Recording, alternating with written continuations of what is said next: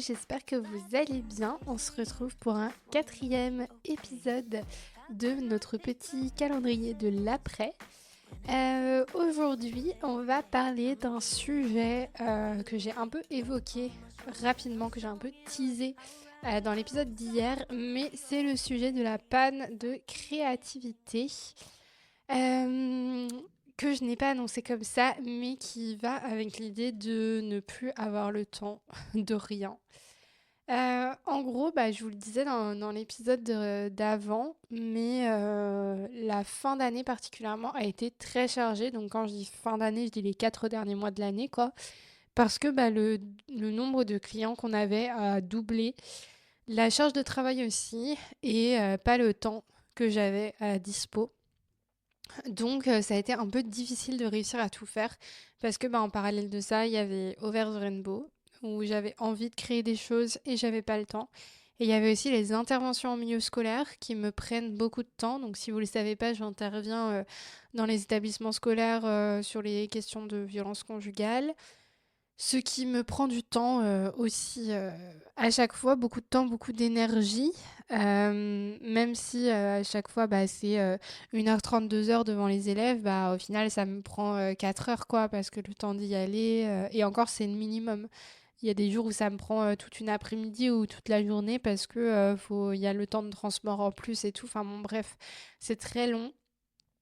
Et c'est aussi très fatigant psychologiquement, même si j'adore faire ça, même si en général ça se passe bien et que les élèves sont sympas et tout, que ils en retirent beaucoup de choses et tout ça, et même si je suis très à l'aise à raconter mon histoire, ça n'empêche que psychologiquement c'est quand même un peu éreintant de raconter tout ça encore et encore.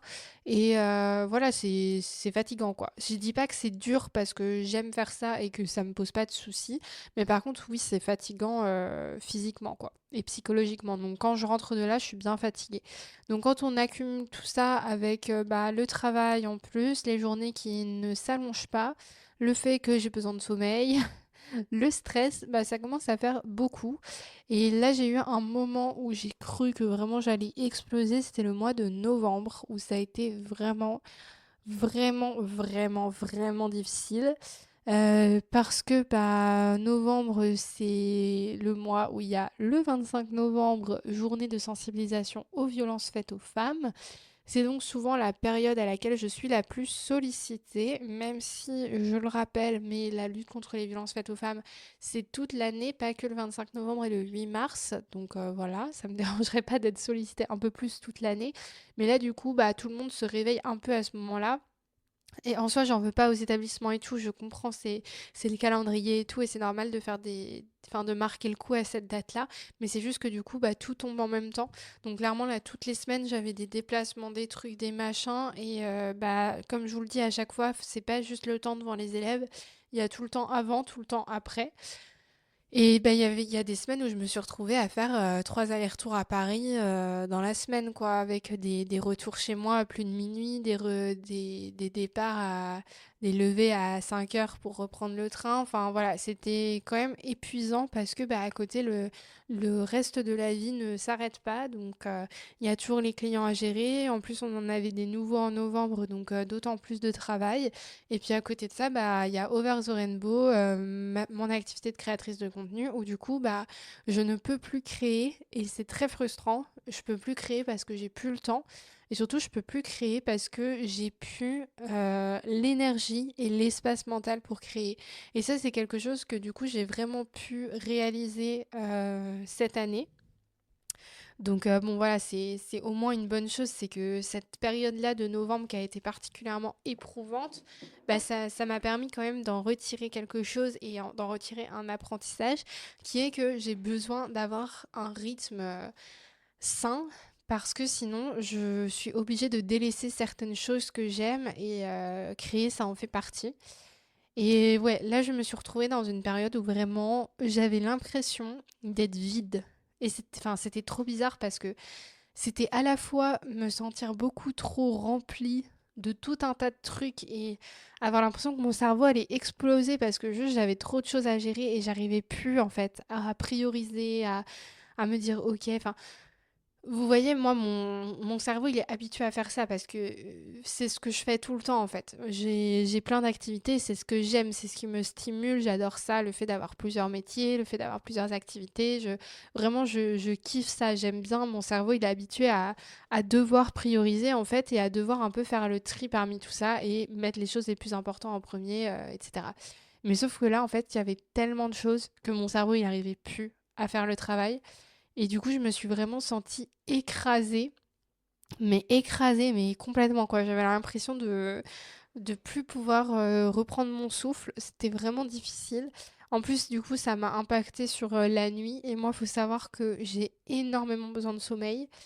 Je pense que je fonctionne tellement à fond la journée qu'il me faut vraiment que ma jauge d'énergie elle soit au max. Donc, il me faut 8 heures de sommeil, quoi, minimum. Sinon, je ne peux pas fonctionner sur le long terme.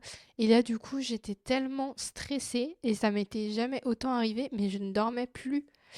Pendant genre une semaine, je ne dormais plus la nuit, quoi. C'était horrible. Je me réveillais, je restais réveillée. Enfin, je faisais des insomnies, quoi, tout simplement. Je sais que ça a rien non plus d'exceptionnel. Il y a plein de gens qui font des insomnies. Mais moi, ça m'était jamais arrivé autant, quoi. Ça m'était déjà arrivé dans des petites périodes de stress et tout, mais là, de faire une semaine complète avec des insomnies, vraiment, j'en pouvais plus, quoi. J'avais l'impression que mon corps allait me lâcher. Et donc, du coup, bah, je me suis rendu compte que je n'arrivais plus à créer. Et c'était hyper frustrant parce que, en fait, quand t'es dans la création de contenu, t'as ce truc vraiment de pression avec les algorithmes qui est que si tu ne crées pas, mathématiquement, si tu ne sors rien, et ben en fait, les gens se désabonnent. Enfin oui, il y a des gens qui vont se désabonner parce que du coup, bah, ils voient plus de contenu, donc ça les intéresse plus, ou parce que tout simplement ils en ont marre de te suivre. Enfin bon, bref. Mais en plus de ça, il y a la plateforme aussi qui désabonne des gens. Et ça, du coup, parce que bah, ils sont pas actifs, parce que tu publies rien. Et donc, bah, en fait, tu perds tout le temps, tout le temps, tout le temps des abonnés. Et du coup, si tu n'en gagnes pas en créant des choses, bah, du coup, tu vas être dans le négatif, quoi. Tu vas juste te perdre, alors que sinon, tu peux réussir à te maintenir à peu près ou voire à augmenter. Et donc là, je ne pouvais plus rien créer, donc je perdais des abonnés. Et moi, en vrai, je m'en fiche de mon nombre d'abonnés et tout. Enfin, c'est pas ça qui compte. Ce qui compte, c'est l'engagement que j'ai avec les gens, le fait que les personnes aiment ce que je produis et tout ça. Et du coup, j'avais pas envie de créer pour créer parce que je savais que ce que j'allais faire, ça allait pas être bien. Et que du coup, bah, ça allait servir à rien, voire ça allait pas plaire à certaines personnes et que ça allait être contre-productif, du coup. Euh, mais voilà, du coup, il y a vraiment cette pression sur Insta où si tu crées pas, bah en fait tu descends quoi. Genre tu descends dans l'algorithme, tu descends dans l'estime pas forcément dans l'estime des gens parce que en vrai de vrai, s'il y a des créateurs et des créatrices de contenu qui m'écoutent, faut vraiment qu'on redescende. Genre en fait, tout le monde s'en fiche. Si on ne publie pas pendant un moment, c'est pas la fin du monde. Mais en fait, dans ta tête à toi, quand t'es dans ton truc, tu te dis, mais en fait, je suis nulle. Là, il se passe des trucs, je réagis pas. Surtout que moi, vu que je fais de l'actualité, il y a un peu ce truc où quand même les gens qui me suivent ont des attentes par rapport à ce que je vais faire. Et je dis pas ça du tout pour comme une critique, ça me dérange pas que les gens aient des attentes envers moi parce que c'est ce que je fais, je décrypte l'actualité. Donc en fait, quand il y a une actu qui va tomber où les gens se disent ah bah là j'aimerais bien voir ce que Over the Rainbow va dire dessus, bah c'est normal qu'ils aient cette attente parce que je le fais beaucoup. Donc quand je le fais pas, bah du coup je sais qu'il y a des personnes qui vont m'envoyer me dire bah est-ce que tu peux parler de ça, est-ce que nanana.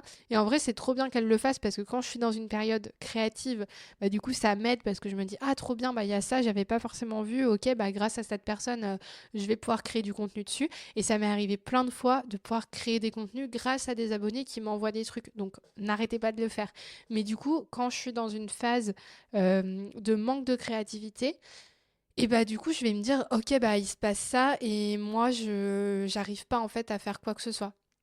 Et en plus, c'est même pas forcément l'envie de réagir parce que bien sûr que je ressens des choses et moi, mon moteur dans la création, c'est beaucoup justement mes émotions, ce que je vais ressentir par rapport aux choses et du coup, ce qui va me donner une énergie en fait pour en faire quelque chose. Et sauf que là, je ressentais des choses, mais j'avais tellement plus rien à puiser en moi que c'était impossible de juste écrire 3 lignes. Et vraiment, j'ai essayé des fois sur certains trucs, sur certaines actus, de prendre mon ordi, de commencer à écrire, et vraiment, je vous jure, il n'y avait rien qui sortait. Et ça m'arrive jamais. Moi, vraiment, je suis bavarde à souhait. J'ai toujours des trucs à dire. Toujours. Si tu me lances sur n'importe quelle actu, je peux t'en faire des caisses.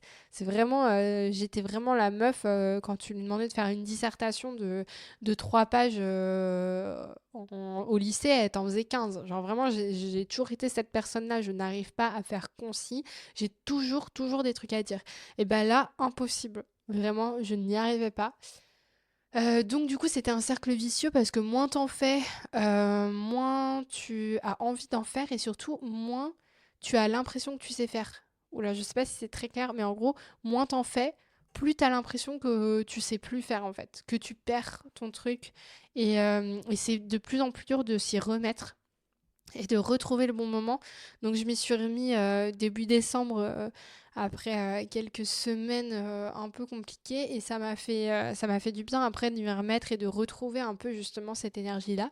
Mais ça m'a quand même bien plombé le moral pendant quelques jours, quelques semaines. Donc voilà, je sais pas trop en fait pourquoi je vous raconte tout ça, mais je pense que c'est juste pour que vous ayez conscience de ce qui se passe derrière un compte et tout, parce que des fois on se rend pas compte forcément d'où ça vient. Des fois il y a des gens qui me disent bah comment tu fais pour avoir tes idées, pour savoir ce que tu vas faire comme contenu et tout, et en vrai il n'y a pas forcément de stratégie, c'est vraiment mon instinct où je sais en fait quand je vois un truc, je me dis ok là faut que je fasse un truc. Là, j'ai envie de réagir de telle manière. Là, je vais créer de telle façon. Là, je vais faire plutôt une vidéo. Là, je suis plus inspirée pour faire un post. Et en fait, ça va découler tout seul. Oui, ça me demande un travail de recherche, d'écriture et tout ça, mais en fait, ça vient vraiment de l'intérieur de moi. C'est vraiment, enfin, c'est un peu bizarre dit comme ça, mais c'est très instinctif ce que je fais. Et du coup, quand j'ai plus d'énergie, bah, je peux plus mettre de petites pièces là-dedans dans ma capacité à créer, on va dire. Et du coup, ça fait que bah, je suis juste molle et j'ai aucune inspi et je peux rien faire, quoi. Donc voilà, je voulais juste vous... Vraiment, je trouve que cet épisode n'a ni queue ni tête. Mais je voulais juste vous dire ça et en même temps vous dire pourquoi j'étais pas trop là en novembre. Parce qu'il y a quand même des personnes qui m'ont demandé. Donc comme quoi, il y a des gens qui ont remarqué que j'étais moins là. Donc merci à vous, c'est gentil. Mais voilà, pour que vous sachiez un peu d'où ça vient et pourquoi des fois c'est un peu dur. En tout cas, note à moi-même ne pas accepter autant de choses. J'ai vraiment un syndrome du mal à dire non. Je dis oui tout le temps. Parce que j'ai un peu aussi peur de rater des trucs et tout. En vrai, les événements sur Paris et tout, j'y vais jamais parce que flemme de faire des allers-retours juste pour croiser des créateurs ou des créatrices de contenu et tout. Mais par contre, quand on me demande d'intervenir pour sensibiliser, en fait, j'arrive pas à dire non parce que je me dis, mais c'est tellement important, je sais tellement que c'est utile à chaque fois que j'ai vraiment du mal à me dire, mais là, si j'y vais pas, bah du coup, ils vont pas avoir cette sensibilisation-là. Et certes, moi, je vais pas être payée, moi, enfin voilà, il y a tout ce côté-là aussi, bien sûr. Mais il y a surtout ce truc où je me dis, mais les gens ne vont pas être sensibilisés parce que je j'aurais pas fait l'effort de venir. Et ça, du coup, c'est vraiment dur. Et pour autant, là, je me suis rendu compte qu'il faut vraiment que j'arrive à mieux segmenter les choses et à soit me faire payer plus cher pour mieux rentabiliser toute cette énergie que je dois mettre là et que du coup je peux pas mettre ailleurs, soit bah dire non ou reporter ou voilà parce que faut aussi que je m'écoute et j'ai pas envie d'en revenir à là où j'étais en novembre, voire que ce soit encore pire et que je fasse un burn-out, quoi. Enfin, vraiment, c'est pas l'objectif, c'est pas pour ça que je me suis lancée dans ces activités-là, que j'ai choisi de faire tous ces métiers différents et tout. Donc voilà, on va y venir là bientôt dans des épisodes un peu plus réflexifs sur mon année et tout.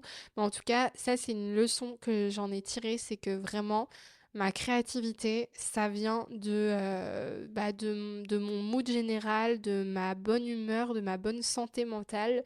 Et si j'ai pas ça, bah du coup j'enlève ce pilier et je peux plus créer. Et du coup ça m'enlève autre chose que j'aime et du coup bah c'est un peu la dégringolade quoi dans les dans le bien-être et dans ma motivation de manière générale. Voilà, donc ceci est votre signe de ne pas accepter tout ce qu'on vous demande et de penser à votre santé avant tout. Voilà. Voilà. J'espère que cet épisode vous a plu, que vous aurez appris quelque chose ou pas, ou que juste vous avez bien aimé m'écouter me plaindre. Bref, en tout cas, je vous dis à demain pour un nouvel épisode où on va parler des apprentissages de cette année. Donc on va aller plus loin sur certains sujets. En tout cas, je vous fais des gros bisous. Je vous dis à demain. Prenez soin de vous, prenez soin des autres. Bye!